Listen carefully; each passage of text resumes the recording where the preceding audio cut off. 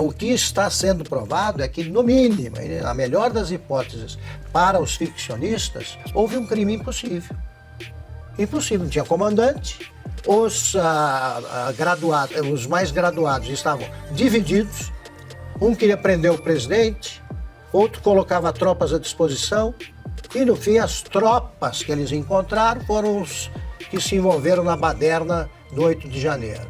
Então, se isso aqui resultar na conclusão de que houve um golpe de Estado, é uma piada de péssimo gosto e um atentado à verdade histórica. Gente, está em revisão exatamente agora. E existe aí uma grande possibilidade, probabilidade de que isso aconteça. Eles estão olhando agora para isso. Gente, o Moraes não vai dormir hoje. Esse foi um posicionamento claro, claríssimo, cristalino como água do secretário Marco Rubio. E finalmente, gente, a gente estava esperando esse anúncio há muito tempo. E que venham logo as sanções. Sejam bem-vindos, o meu nome é Bruno. Deixe o seu like e inscreva-se no canal.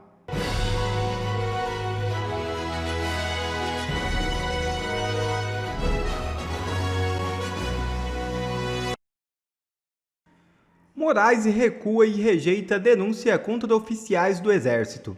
A primeira turma do Supremo Tribunal Federal decidiu por unanimidade não aceitar a denúncia apresentada pela Procuradoria-Geral da República contra 2 oficiais do Exército, o coronel da reserva Cleverson Ney Magalhães e o general Newton Diniz Rodrigues. Ambos haviam sido acusados de envolvimento na tentativa de golpe de Estado. O ministro Alexandre de Moraes, relator do caso, concluiu que não há elementos suficientes que justifiquem a instauração de um processo criminal contra os militares. Duras sanções dos Estados Unidos contra Moraes estão na iminência de acontecer. Marco Rubio, secretário de Estado de Trump, afirmou com todas as letras que as sanções contra o ministro Alexandre de Moraes estão sendo analisadas. Abre aspas. Isso está sob revisão agora. Tem uma grande possibilidade que isso irá acontecer. Fecha aspas. Disse Marco Rubio ao ser perguntado no Congresso americano. O ministro brasileiro poderia ser punido com a Lei Magnitsky, uma legislação dos Estados Unidos criada para punir indivíduos estrangeiros envolvidos em violações graves de direitos humanos e corrupção. Ela permite que o governo dos Estados Unidos congele bens, cancele vistos e proíba a entrada dessas pessoas no país. Pela primeira vez, Moraes deve sofrer duras consequências. A tensão certamente toma conta do Supremo. Para tudo que você está fazendo que merece sua total atenção. Isso aqui é urgente, é breaking news e vai deixar um sorriso no seu rosto. Porque o secretário de Estado americano, Marco Rubio, confirmou hoje que as punições ao ministro Alexandre de Moraes estão sob análise neste exato momento. Estão no forno, gente. E ele falou isso oficialmente no Congresso americano. Olha, isso aqui então não é blá blá blá, não é tic-tac, não é 72 horas. Isso aqui é um anúncio oficial feito pelo secretário de Estado, que é quem tem a caneta na mão para fazer acontecer a punição. Olha, eu já vou te mostrar o vídeo do próprio Marco Rubio anunciando as sanções. Mas antes disso, eu preciso falar para vocês que me acompanham aqui no canal sobre os comentários de quem perdeu as esperanças nas sanções. Eu leio os comentários de vocês e eu entendo completamente que tem muitas pessoas frustradas com os abusos, com as injustiças, com o fato de que Moraes e os outros ministros seguem atropelando a Constituição, a lei aqui no Brasil e que nada acontece. Eu entendo essa frustração de vocês, esse sentimento de que nada vai acontecer, de que nada vai dar certo, de que o Brasil não tem jeito. Eu entendo mesmo de coração, mas eu preciso te falar uma coisa. A gente não está falando de decisões simples, fáceis, de mudanças simples e fáceis, como você escolher a roupa que você vai vestir hoje, o que você vai comer de sobremesa depois do almoço. Não, a gente está falando de geopolítica agora, de uma decisão sobre punir uma alta autoridade de um país aliado dos Estados Unidos como o Brasil, e no qual os Estados Unidos têm interesses estratégicos e investimentos de mais de 150 bilhões de dólares. Portanto, gente, uma punição tão grave e uma sanção a Moraes como essa jamais seria decidida da noite para o dia. Isso demanda estudo, avaliação de cenários, antecipação da reação dos players envolvidos, porque afinal a gente está falando de um jogo de xadrez geopolítico global. E vale lembrar também que nós só temos 5 meses do governo Trump. O governo ainda é muito recente. O Trump teve questões geopolíticas muito mais importantes do que o Moraes para ele se preocupar, como a Rússia, a Ucrânia, Israel, China, impostos, imigração, a lista é longa. Por isso eu quero dizer para você que me acompanha aqui que eu sempre vou trazer informações e análises de qualidade, com a bola no chão, acompanhando tudo o que está acontecendo, mas sem jamais perder duas coisas. Primeiro, a esperança de dias melhores, mas em segundo lugar tem que ser uma esperança fincada no chão, na realidade. Então, sem mais delongas, bora agora direto pro vídeo do Marco Rubio soltando essa bomba contra o Moraes em resposta à pergunta do deputado republicano, o Corey Mills. Ele é lá da Flórida, fez essa pergunta pro Marco Rubio e olha ali em tela cheia que merece para você acompanhar essa resposta. I want to switch to Brazil, if I may. Mr. Secretary, as you're certainly aware, the alarming human rights decline in Brazil. We've seen pervasive censorship, political persecution targeting the entire opposition, including journalists and ordinary citizens. What they're now doing is an imminent politically motivated imprisonment of former President Bolsonaro. This crackdown is extended beyond Brazil's borders, impacting individuals on U.S. soil. The 2023 Financial Times article actually talked about this. What do you intend to do, and would you be looking at Supreme Court Justice sanctioning of Alexandre de Moraes under the Global Magnitsky Act? Então veja, o representante aqui, o representative, o deputado federal americano Corey Mills, da Flórida, perguntando para o Marco Rubio, que é o atual secretário de Estado, que tem o poder na caneta na mão. Olha o que ele responde. That is under review right now, and it's a great possibility that will happen. Thank you so much, Mr. Secretary. With that, I yield back. Gente, está em revisão exatamente agora e existe aí uma grande possibilidade, probabilidade de que isso aconteça. Eles estão olhando agora para isso. Gente, o Moraes não vai dormir hoje. Esse foi um posicionamento claro, claríssimo, cristalino como água do secretário Marco Rubio. E finalmente, gente, a gente estava esperando esse anúncio há muito tempo e que venham logo as sanções. Afinal, o próprio Marco Rubio, ele pediu sanções, punições contra Moraes quando ele ainda era senador durante o governo Biden, no período do mandato anterior dele.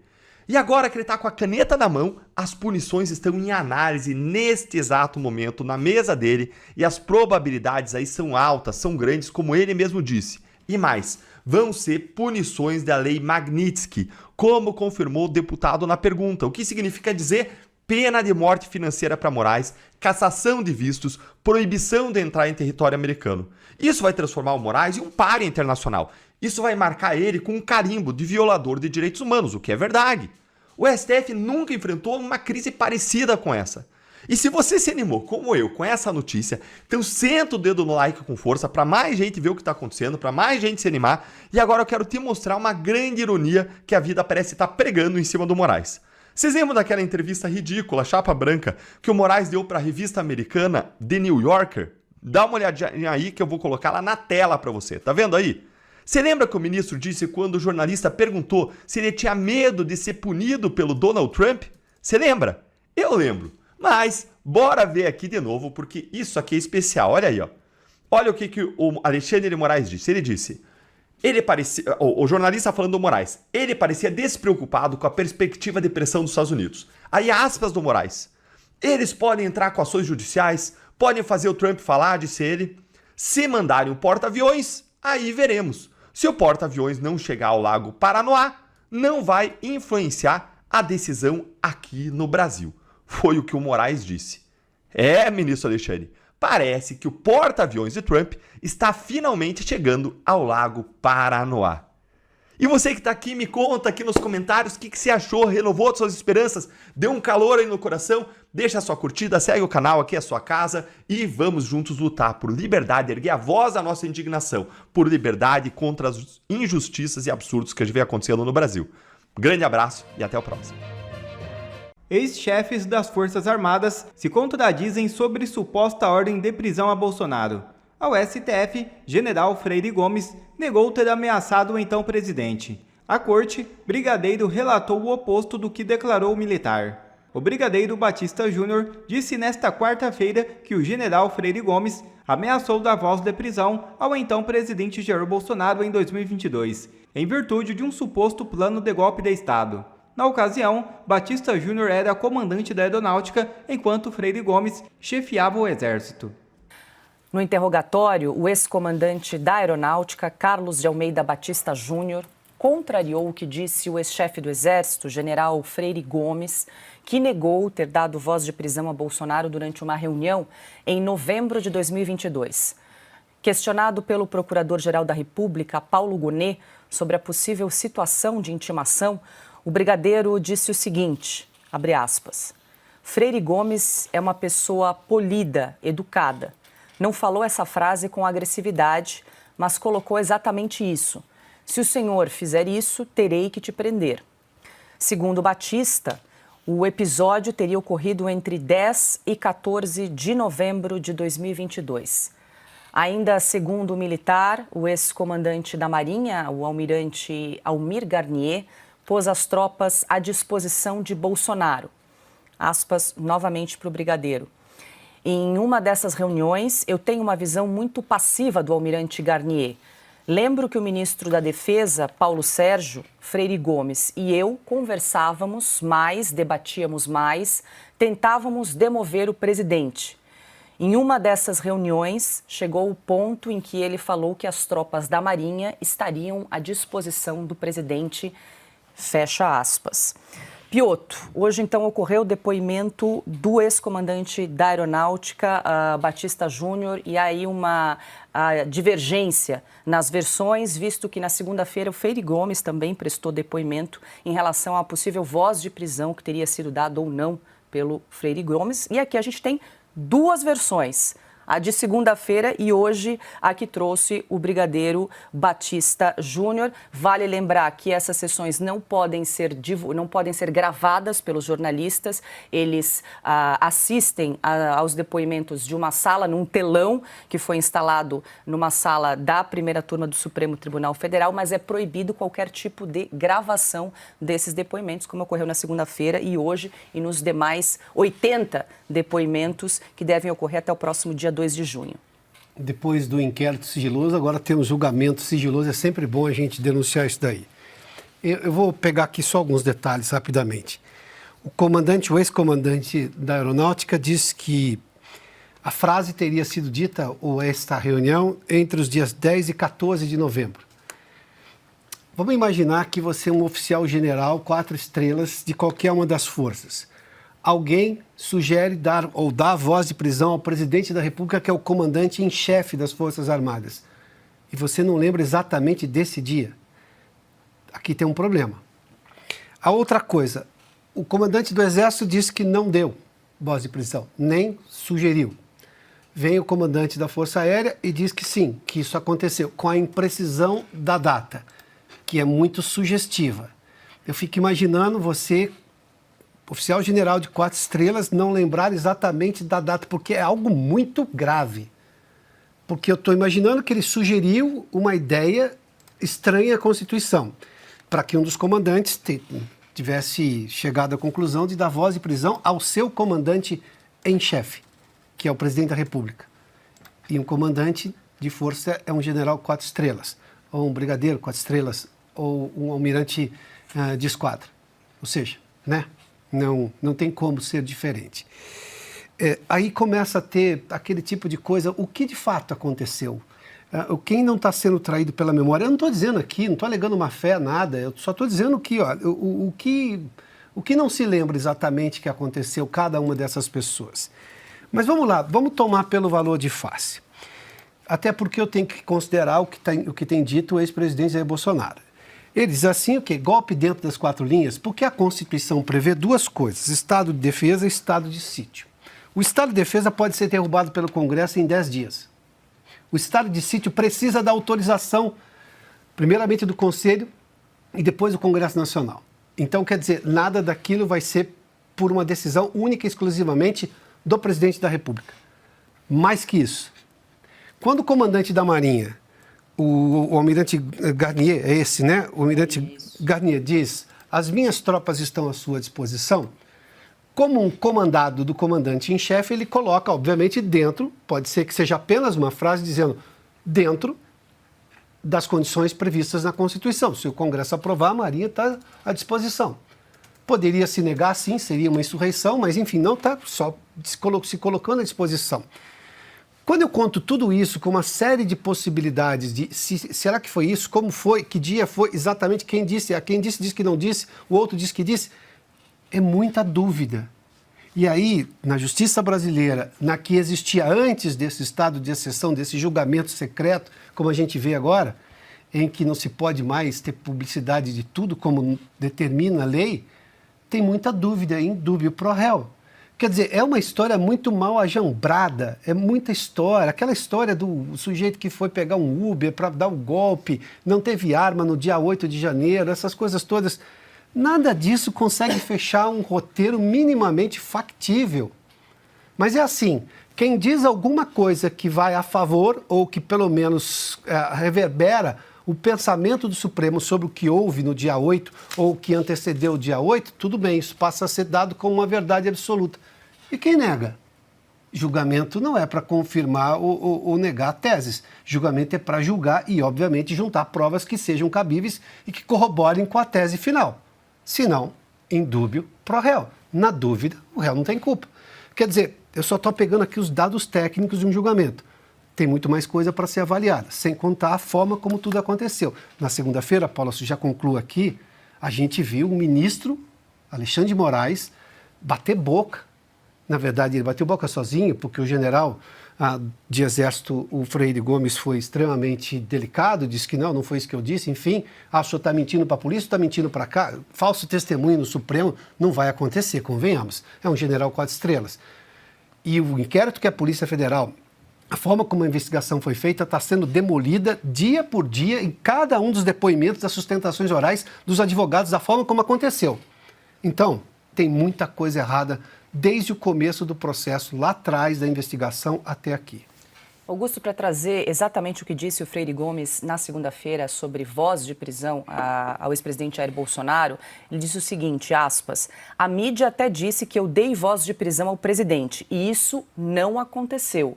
Fecho aspas, para o depoimento do Freire Gomes. E aí que o ministro Alexandre de Moraes ficou contrariado e disse o seguinte para o Freire Gomes, antes de responder, pense bem, a testemunha não pode deixar de falar a verdade. Se mentiu na polícia, tem que falar que mentiu na polícia. Não pode agora, no STF, dizer que não sabia, fecho aspas, aí foram as palavras do Moraes no depoimento da segunda-feira.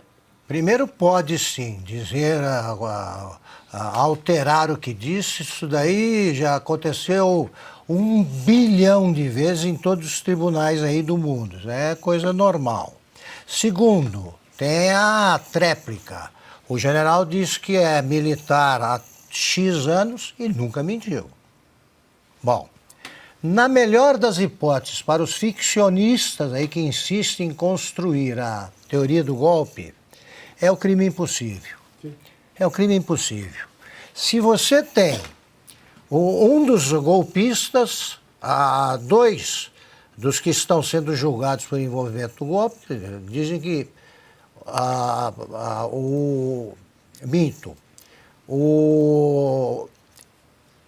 esse depoente que estamos discutindo agora é Batista.